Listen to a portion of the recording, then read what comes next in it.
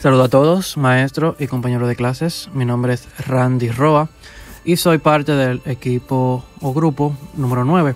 En mi parte, a mí me tocó investigar el impacto de la crisis en su sector, que el sector que nosotros tuvimos fue el sector fiscal, ingresos y gastos del gobierno, en tiempo de pandemia del COVID-19 del 20 al 21.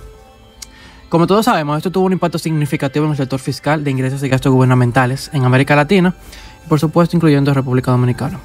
Los gobiernos implementaron medidas para proteger a sus poblaciones, lo que resultó en un aumento del endeudamiento público en aproximadamente un 10% del PIB. En la mayoría de los países, sin embargo, hasta la fecha, solo Jamaica y en menor medida Argentina han logrado avances en la reducción de esta deuda, lo que indica un desafío persistente en términos de sostenibilidad fiscal.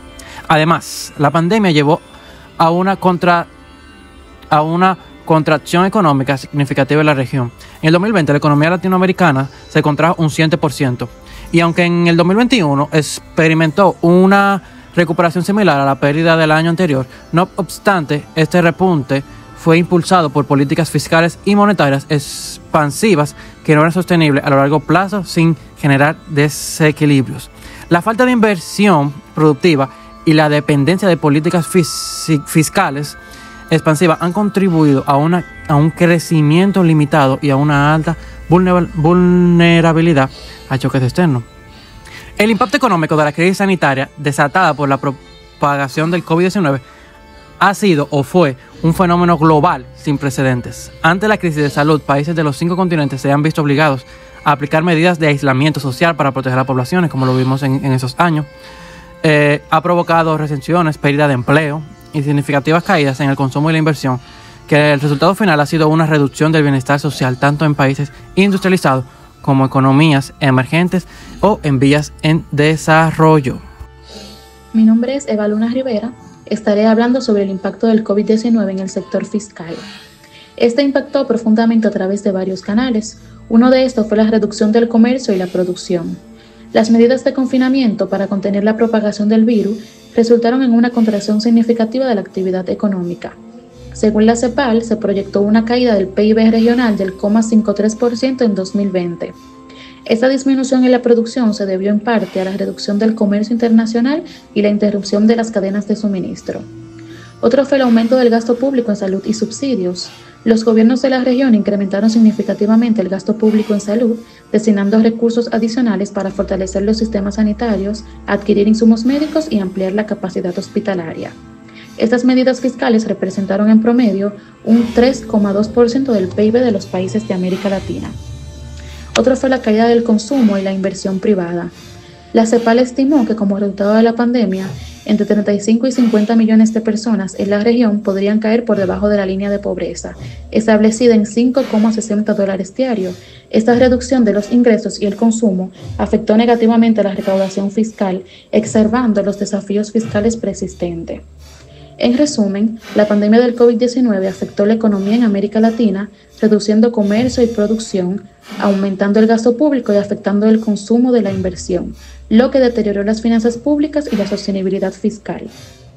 Mi nombre es Luis Reyes y yo estaré hablando sobre los indicadores económicos afectados en el sector fiscal de la República Dominicana entre 2019 y 2021. La pandemia del COVID tuvo un impacto que fue significativo en la economía mundial y nuestra República Dominicana no fue una excepción.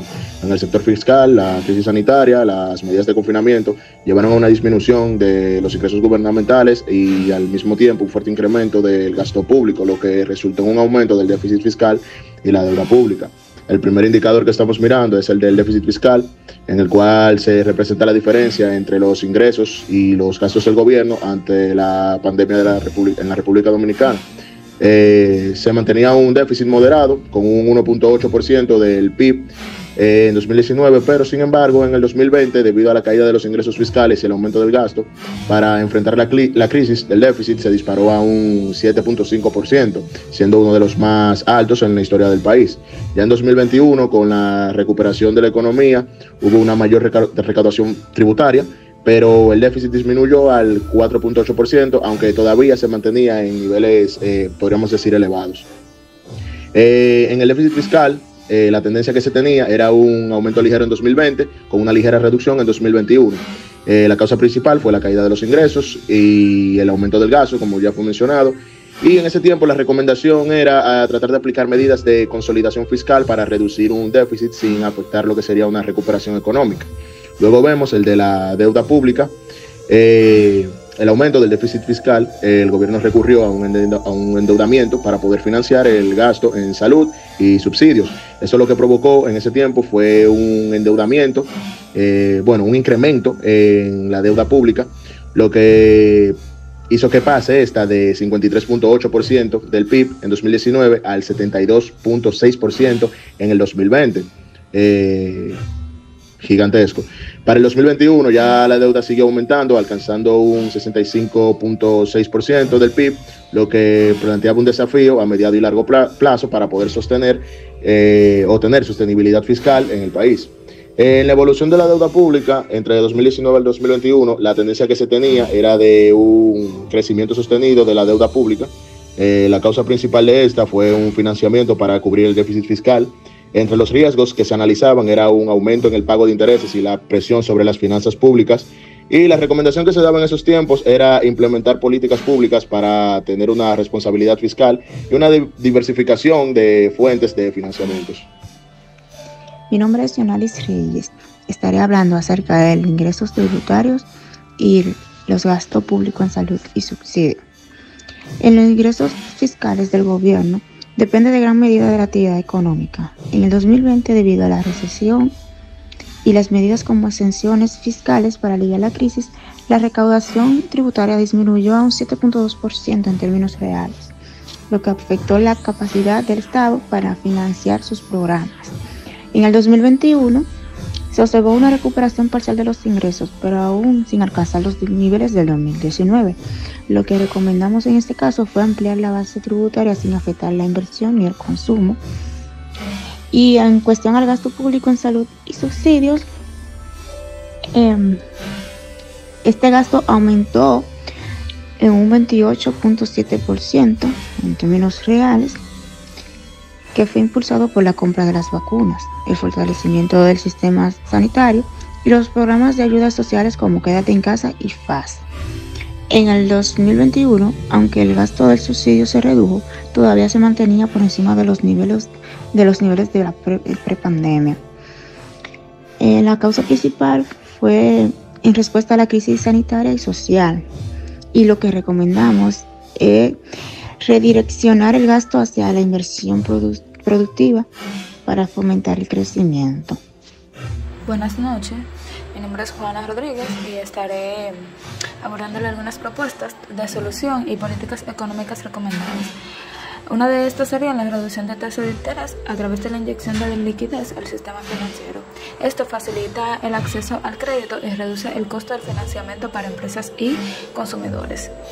Otra sería el respaldo al crédito y al sistema bancario mediante la creación de líneas de créditos especiales. Esto ayudaría a apoyar a empresas con problemas de liquidez, pero con viabilidad a largo plazo. Optimizar el gasto público dándole prioridad al gasto en los sectores esenciales como salud, educación e infraestructura. También eliminando los subsidios ineficientes y reducción del gastos superfluos. Y también la digitalización y modernización de la economía. Mediante la transformación digital para promover el comercio electrónico y digitalizar trámites administrativos, y mediante educación y capacitación de programas de formación en habilidades digitales y nuevos modelos de trabajo. ¿Y cómo mejorarían estos cambios al desempeño de la economía? Pues a una mayor inversión en confianza mediante las medidas para estimular el crédito y reducir la incertidumbre. Esto genera un ambiente favorable para la inversión. También en la menor presión sobre la deuda pública, pues al optimizar el gasto público y mejorar la eficiencia administrativa, esto contribuye a reducir el déficit y la deuda. El impulso a la producción y el empleo mediante las medidas para estimular la inversión, el consumo, el crédito, junto con el apoyo a sectores claves como el turismo, la industria, el agropecuario, etc.